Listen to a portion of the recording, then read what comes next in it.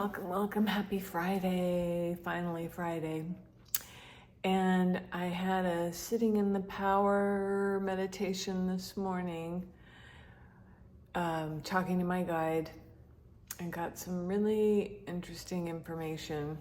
And I had a few things happen. And I wanted to see if there's any other information he wanted to add. And so I was going to tune in again to see if he could add to what he had already talked to me about this morning. And so one of the things that he was talking about was the single life path, like being single. You know, even though it's like human for us to want to pair up, you know, with somebody, have a partner, which is what like most people are doing, as far as I can see, or we're geared to want to do that, be it biological, sociological, whatever, energetic, spiritual. There's still a tremendous value in the single life path, being single. And he kind of said, especially as a woman, like all the single women out there are creating something. They're creating something. He implied, or he said, just how sacred that path is. And I think for men too, but he specifically was saying for women right now, that is almost necessary. And not like in an individual sense. It's necessary that there are some of us out here doing that, taking that sacred journey and like bringing it to the collective, bringing the power of that energy to the collective. So it's not like everybody should kick their significant other to the curb, but those of us that are doing that is bringing a different energy to this, to the consciousness, maybe raising the consciousness. So it was kind of a powerful message. And he said too that, like, I know this is going to be heard differently by different people, but he talked about being the chosen ones and like what that means. And it's not in an ego-based way. The chosen ones is an energy. So speaking to what he talked about, the single path for women, you're the chosen ones. We're the chosen ones. But again, it's not from an ego-based individual sense. It's an energy. It's like an archetype, is what he was saying. And even like a collective energy he talks about.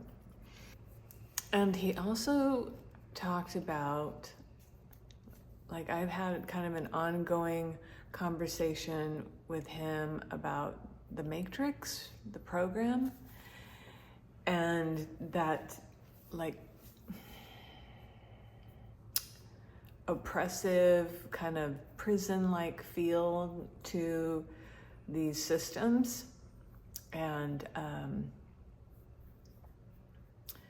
he was saying how, and you know, that feeling of wanting to escape from it. You know, I see people on social media talking about, oh, I'm not coming back here. And, you know, just that wanting to escape from this situation on Earth. And he says that there is no prison, implying that it's your making. You're the one. We are the ones creating the prison, or that prison-like oppressive situation, whatever it is. We're the ones that create it. I'm the one that creates it. And when that is really seen and remembered, you see that there is no reason to escape anything. A lot of paradoxes. So essentially, you create your own if you're seeing it that way, your own prison. If you want to escape it, you're escaping your own prison, which there is none to begin with, because you essentially create it. So if you escape it, you're creating an escape from a prison that you created. So that doesn't make a lot of sense, does it?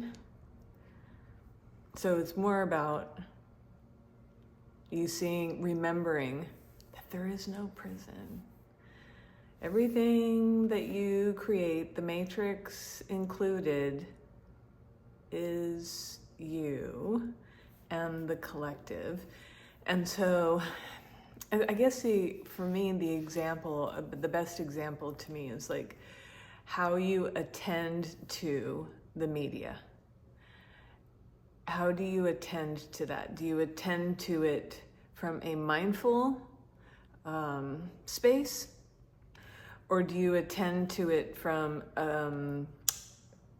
fear-based thinking, the fear-based programmed way of looking at the world? Because you can still, both ways, you can still take the information in, but there's an energy to that information. And if you don't see it clear, then you're just feeding it with more fear, right? You're feeding that energy. The energy comes to you through the media. You have a fear response and you feed it. And so what we're actually trying to do here is to stop feeding the machine in that way. If you want to like kind of look at it that way, I do. And so, you can first of all just not. I mean, I don't spend a lot of time paying attention to the news. I am pretty ignorant when it comes to what's going on in the world, as you say. But every so often something will grab me, right? Or someone will say something to me and it'll grab me. And oftentimes unknowingly, right? And create a trigger, which is usually a fear, right? And I realize that that's what feeds it. So, to me, a lot of us need to back out of that, right? Just refuse to play. That's where I'm at right now. And so I think my guide was also telling me that you don't need to play like that. The game is always going to be that way. The machine is always going to play that way, with promises of if you buy in, that it will somehow affect change. And it never does. As long as you're coming from a fear-based standpoint, which what it feeds on, it's just a loop. It's always going to be a loop. Anyway, I think that's all I wanted to share now. I did want to see if I could tune in and see if he had any more to say, because I've done a lot already this morning. Yeah, and he talked a lot about like the fullness of life and how you are already like full. Like I think I tend to go around, like a lot of people, feeling like, oh, once this is done, then everything will be good. Or once this is done, I'll be enough. Or once I have enough of this, then everything will be better. And he's saying, no, you're already full. It's time to remember that you're already full. You already have everything that you need, which I admit was a little bit hard for me to wrap my mind around. But it does kind of go back to the consciousness, the frequency.